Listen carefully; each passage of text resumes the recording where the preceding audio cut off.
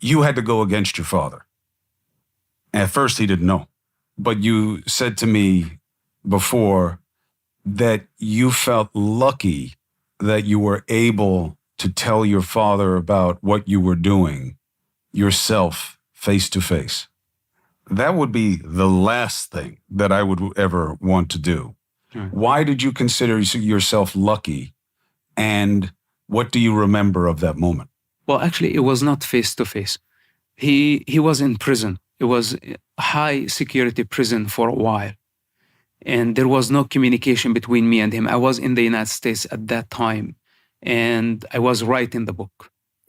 So suddenly they moved him from high security prison to just some jail. I don't know what was the reason they did that.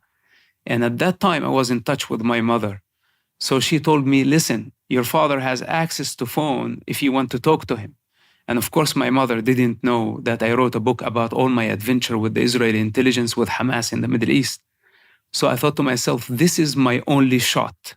If I don't tell him myself in this phone conversation, which I had a window of 1 or 2 days only to talk to him before he's transferred back to the high security prison, I thought he's going to hear only from media and I would never speak to him again. So this is when I took the phone number, I called him, and I told him, Dad, this is what I did. For 10 years, I don't know if you asked yourself the question or not, but I was part of the Israeli operation against Hamas. I, in fact, saved your life many times. You didn't know about that. And I stopped as many as I could suicide bombing attacks. I didn't do it for money. I didn't do anything for any personal, selfish gain. I did it because I was trying to save you. I was trying to save myself, to save our family, and to save many people's lives. Then he really went into a very long silence, like he didn't know what to say. It was, I cannot imagine, how he felt in that moment. Then his words were like this: do you have any blood on your hands? I told him no. He said, have you ever killed anybody? I told him no. He said, then, son, please come back and I will protect you. If you don't have blood on your hand, I will protect you with everything that I have. I told him, I'm sorry, I cannot go back. And this is final. I wrote a book about it. Everything's coming in the media.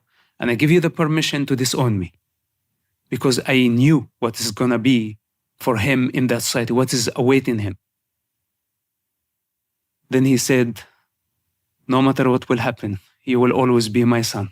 And I will not disown you. 2 days later, I heard from the media that he publicly disowned me. And since then, we haven't spoken. What is the hardest part for you emotionally in dealing with what you had to do? This was the hardest phone call I ever had. But also, I'm very relieved and I'm very happy that I had the chance to tell him the truth. And this is just another example that I was not ashamed, of what I did. Because there was no reason to be ashamed of saving human lives, even though most of the society consider it shameful. He's my father, I love him, I know what I did, I saved his life, but he does not owe me anything, because he gave me life before. And I will always owe him as my father. And I will always honor him, regardless of his involvement with Hamas. But I cannot validate his action.